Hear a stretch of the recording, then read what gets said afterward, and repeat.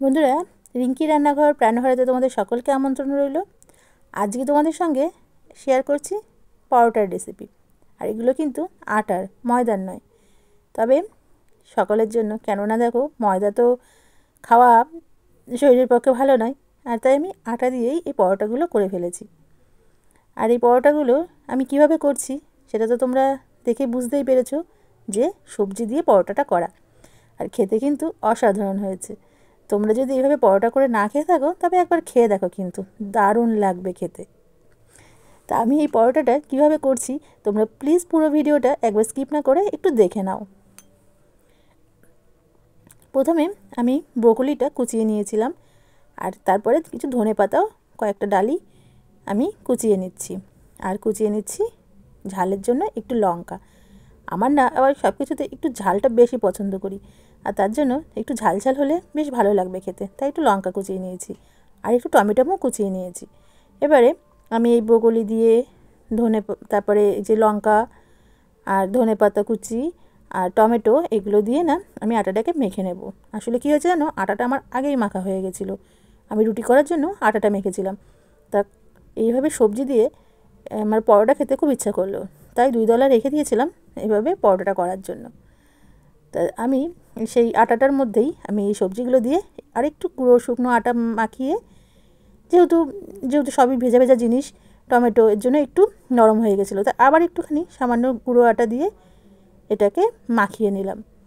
তো দেখো, কিন্তু এটা বেলার সময় পুরো গোল না ঠিক আসছিল না, আর সেজন্য না আমি একটু গোল না করলে ঠিক ভালো লাগবে না দেখতে। তাই আমি এটাকে গোল করার জন্য আমি একটুখানি একটা বাটি দিয়ে এগুলোকে একটু পরোটাগুলোকে কেটে নিয়েছি। দেখো, একটা বাটি দিয়ে একটু চাপ দিয়ে পরোটাগুলো আমি একটু কেটে নিলাম। আর এর ফলে পরোটাগুলো গোল হয়ে গেল, আর এগুলো দেখতেও বেশ ভালো লাগবে। এর জন্য এভাবেই রেডি করে নিয়েছি।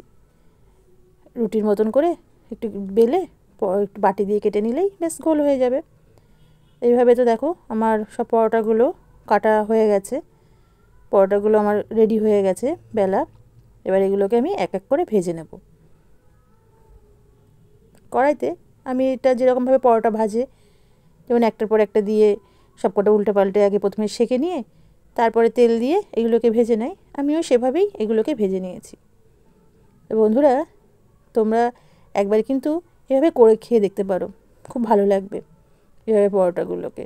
কেননা সবজি যেহেতু ব্রোকলিটা রয়েছে, ব্রোকলির তো টেস্ট আছে তোমরা ভালোই জানো। আর এগুলোতে এটাতে খেতেও সুন্দর লাগে। আর এটা কিন্তু ব্রোকলিটা কিন্তু এটা খাওয়াও কিন্তু আমাদের শরীরের পক্ষে খুব ভালো একটা সবজি। কারণ আমরা সবসময় দেখেছি ব্রোকলিটা মানে কতটা উপকারী একটা খাবার। আর তারপরে যদি ব্রোকলিটাকে যদি মানে বেশি না ভেজে খাওয়া হয় তাহলে তো আরও বেশি ভালো। তাই আমি পরোটার মধ্যে হালকা হালকা করে তেল দিয়ে এটাকে বেলে এটাকে সেঁকে নিয়েছি। দেখো, আমার পরোটাগুলো কিন্তু তেল দিয়ে একটা একটা করে শাঁকাও হয়ে গেল। তো বন্ধু, তোমাদের যদি এই রেসিপিটা ভালো লাগে তাহলে প্লিজ তোমাদের কাছে অনুরোধ রইল, তোমরা কিন্তু আমার চ্যানেলটাকে একটু লাইক আর একটা কমেন্টস করে যেও। আর তোমরা যারা নতুন আছো তারা প্লিজ একবার আমার চ্যানেলটাকে সাবস্ক্রাইব করে অল বাটনটা ক্লিক করে দিয়ে আমার পাশে থেকো। আর এই দেখো, আমার তো রেডি হয়ে গেল পরোটা, আর আমি খাওয়াও শুরু করে দিয়েছি সস দিয়ে। তোমরা চাইলে তরকারি দিয়েও খেতে পারো, কিন্তু সস দিয়ে খেলে না একটু টক টক ঝাল ঝাল বেশ ভালো লাগবে। তা চলো, আজকে এই পর্যন্তই, টাটা।